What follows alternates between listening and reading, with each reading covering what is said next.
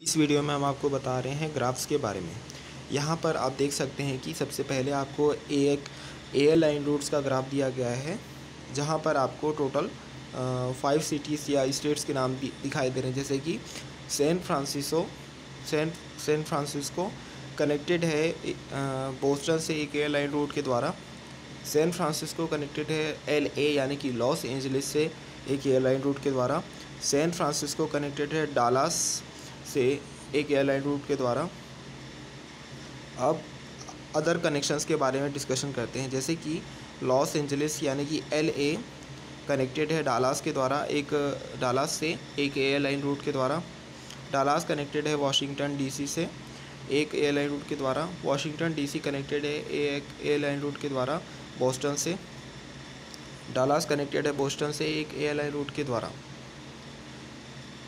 तो ये क्या है, एक एयरलाइन रूट से रिलेटेड ग्राफ है, जिसमें बहुत सारी सिटीज़ या स्टेट्स आपस में एक रूट से के द्वारा कनेक्टेड हैं। इसको बोला जाता है graph of possible states of the world. ये किस रिस्पेक्ट में है? ये रिस्पेक्ट में है एयरलाइन रूट्स के।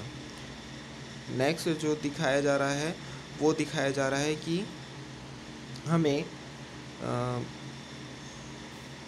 कुछ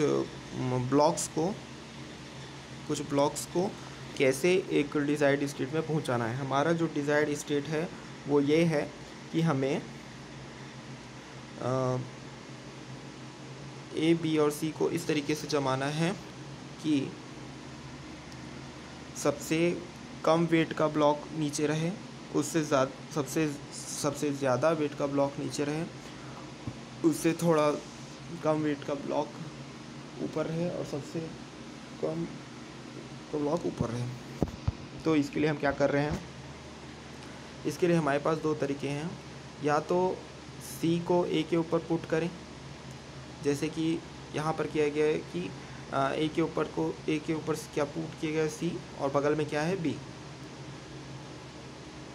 अभी दूसरा ऑप्शन क्या है, आप C को B के ऊपर पुट करो, जैसे A B के ऊपर C, ये तरीका है। अब यदि आप पुट C ऑन B इस तरीके से लेके चल रहे हो, तो आपको दूसरे स्टेप में क्या करना है, put C on A। A के ऊपर C है और बगल में B है। यदि आप ऐसा कर रहे हैं तो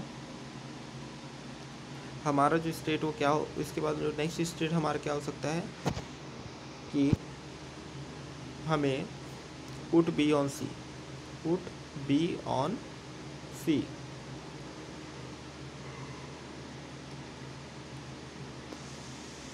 यदि आप ऐसा करेंगे तो A सबसे नीचे, C बीच में और B सबसे ऊपर होगा।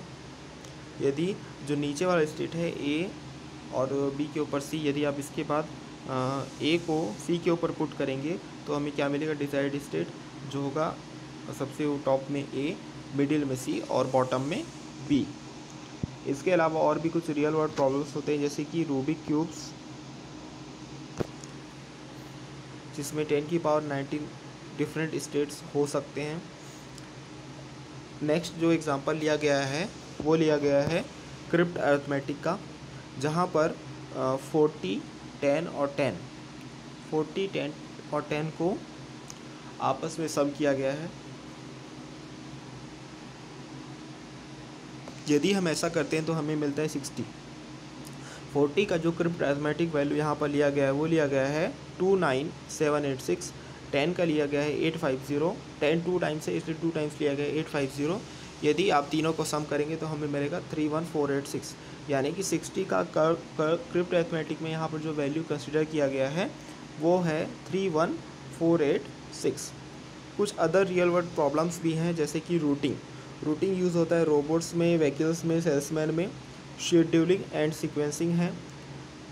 लेआउट है, लेआउट किस में यूज़ होता है, जैसे कि VLSI में, एडवर्टाइजमेंट में, मोबाइल फ़ोन लिंक स्टेशन में। असाइनमेंट ऑफ रिसोर्सेस होता है अंडर कॉन्स्टेंट्स का मतलब यह होता है ये रूल्स। रियल वर्ल्ड प्रॉब्लम्स में 5th नंबर के प्रॉब्लम्स यहाँ पे लिया गया वो है फाइंड आइटम्स। और भी बहुत सारे रियल लाइफ एग्जांपल्स हैं, जैसे कि protein design, manufacturing, scheduling, science, driving, Google, structure of the search problem. Next हम एक बार फिर से रिविजिट कर रहे हैं टॉपिक को, जिसका नाम है प्रॉब्लम सॉल्विंग। प्रॉब्लम सॉल्विंग में हम क्या देखते हैं, हम यहाँ पर ये देखते हैं कि व्हाट आर द स्टेट्स, कौन क्या क्या स्टेट्स हैं, और किसी भी प्रॉब्लम से रिलेटेड सारे एस्पेक्ट्स को देखते हैं। Arrangements of parts to plan and assembly, हम सारे पार्ट्स को अरेंज करते हैं ताकि हम इनकी असेंबलिंग कर सकें। पोजीशन ऑफ ट्रक्स, जैसे कि एग्जांपल है पोजीशन ऑफ ट्रक्स।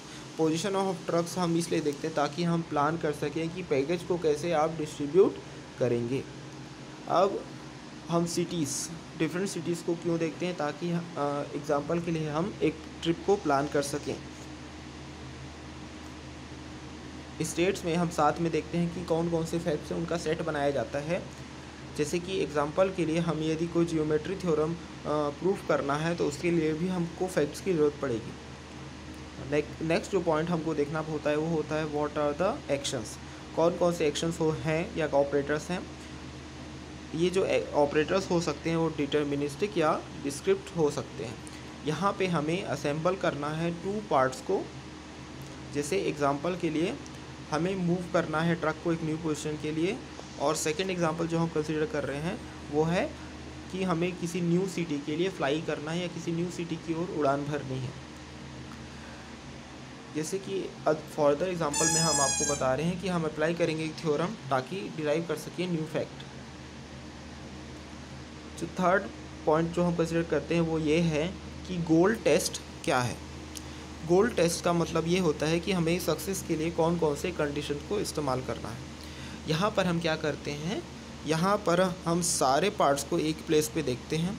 जैसे कि एग्जांपल के लिए सारे पैकेज डिलीवर्ड हो गए हैं, या फिर आप एक डेस्टिनेशन सिटी पहुँच गए हैं, या फिर और एग्जांपल में कि हमने गोल फैक्ट को डिराइव्ड कर लिया है।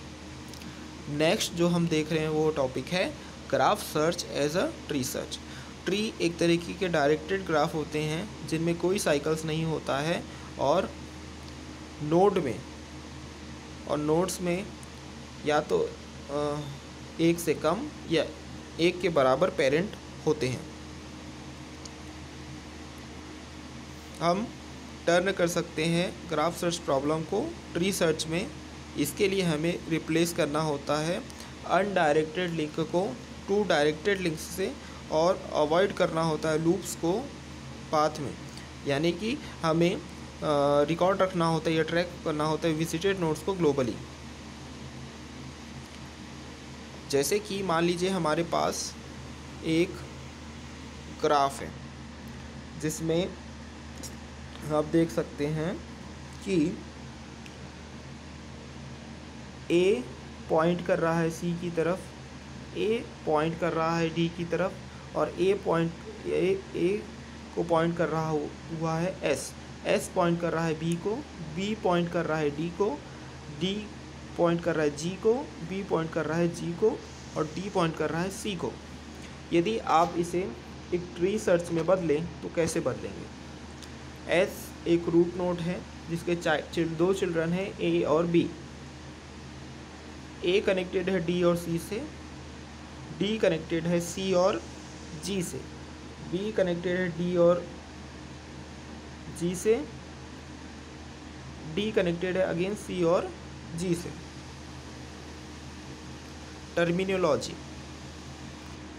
स्टेट का जैसे यूज़ होता है, यहाँ पर स्टेट टर्मिनोलॉजी का यूज़ कैसे हो रहा है। स्टेट टर्मिनोलॉजी का यूज़ किया जाता है रिफ़र करने के लिए ऐसे वर्टिसेस को ग्राफ के जिन्हें कि सर्च किया जाना है, यानी कि स्टेट्स प्रॉब्लम डोमेन में होते हैं। एग्जाम्पल के लिए एक सिटी, अरेंजमेंट ऑफ ब्लॉक्स या अरेंजमेंट ऑफ पार्ट्स एक पजल में। सर्च नोड रिफ़र किया जाता है vertices of the search tree को, जो कि जनरेटेड होना है सर्च एल्गोरिथम के द्वारा। प्रत्येक नोड रिफ़र करता है to a state of the world. बहुत सारे नोड रिफ़र कर सकते हैं सेम स्टेट को। यहाँ पर इम्पॉर्टेंट बात यह है कि एक नोड रिप्रेजेंट करता है एक पाथ को, और वो पाथ कैसा हो सकता है, from the start node of the search node to the state associated with the node. क्योंकि सर्च नोड पार्ट होते हैं किसी सर्च ट्री का, तो उनमें एक यूनिक एंड सेंटर नोड होता है except for the root node. Tree search algorithm. Basic idea: offline stimulated exploration of state space by generating successor of already explored states aka expanding state।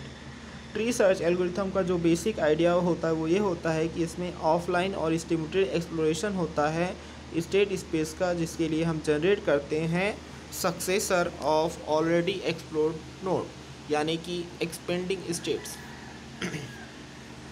Function: tree search problem strategy return करता है एक solution या failure.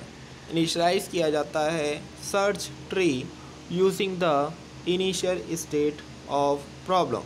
Loop do: यदि यहाँ पर कोई candidates नहीं मौजूद होते हैं एक्सपेंशन के लिए तब रिटर्न किया जाता है फेलियर। चूज़ किया जाता है एक leaf node for expansion according to strategy.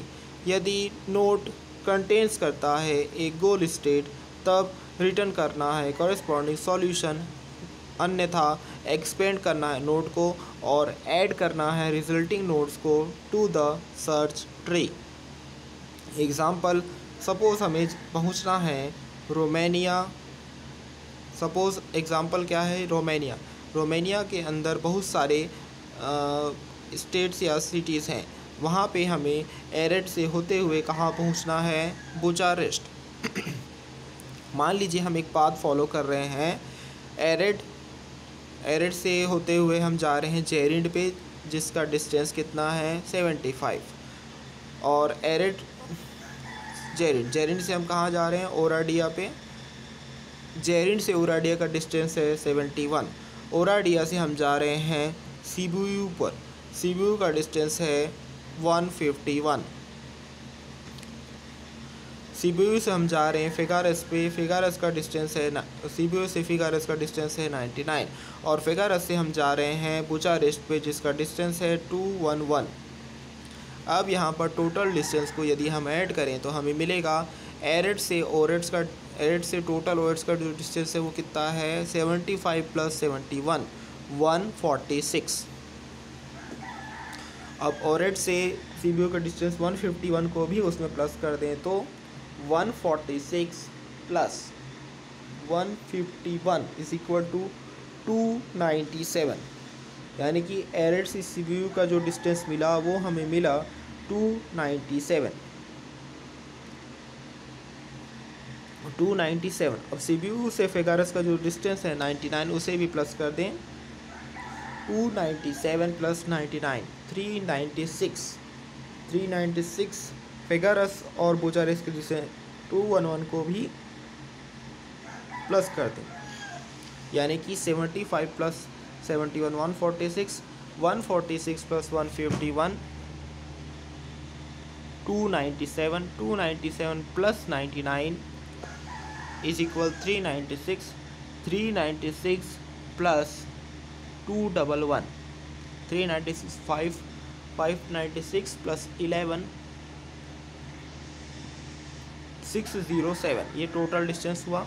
अब यदि हमको इस डिस्टेंस से कम डिस्टेंस कवर करना है तो उसके लिए क्या ऑप्शन है, एरेड से आप जाएँ सीबीयू जिसका डिस्टेंस कितना है 140। अब सीबीयू से आप जाएँ फिगारस जिसका डिस्टेंस क्या है 99। 140 + 99 कितना हुआ 239 239 +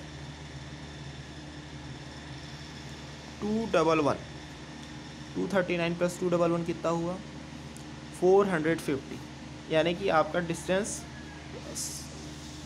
डिस्टेंस भी कम लगा और टाइम भी कम लगा। तो आपको इस तरीके का रूट फॉलो करना चाहिए। अब हम इसी को ट्री सर्च एग्जांपल में कवर करते हैं तो आपको क्या मिल सकता है, जैसे कि एरेड से हम सीबीयू जा सकते हैं, टीमिसोरा जा सकते हैं, जेरिन जा सकते हैं।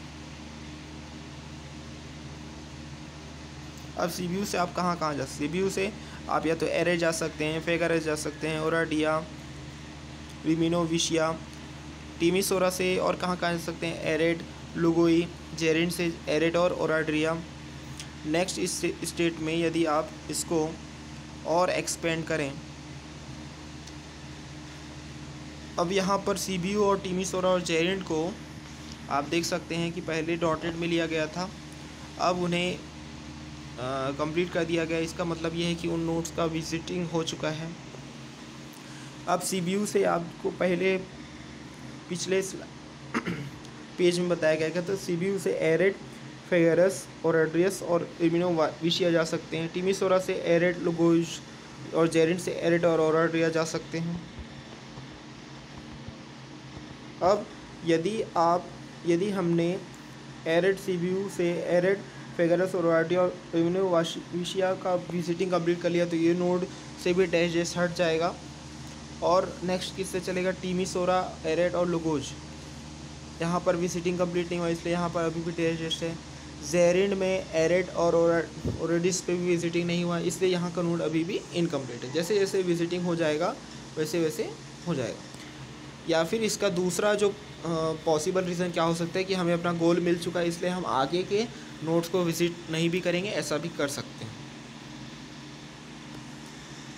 नेक्स्ट हम आपको बता रहे हैं implementation components of a node.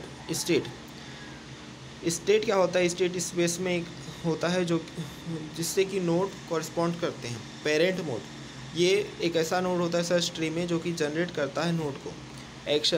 Action applied होता है टू द पेरेंट ताकि जनरेट किया जा सके नोड। पाथ कॉस्ट जो कि ट्रेडिशनली डिनोटेट किया जाता था by GN of the path from the initial state to the node, जो कि इंडिकेटेड होता by the parent pointers. Depth का मतलब होता है number of steps along the path from the initial state. Implementation state versus nodes. एक स्टेट क्या है? Representation of a physical configuration है। नोड एक डेटा स्ट्रक्चर है जो कि कंस्टिट्यूटिंग करता है parts of a search tree, जो इसमें इंक्लूड होता है state, parent node, action, path cost, GS, depth. जैसे कि हमारे पास सपोज कोई स्टेट है जिसमें फर्स्ट रो में है 5, 4 और ब्लैंक, सेकेंड रो में 6, 1 और 8 और थर्ड रो में है 7, 3, 2।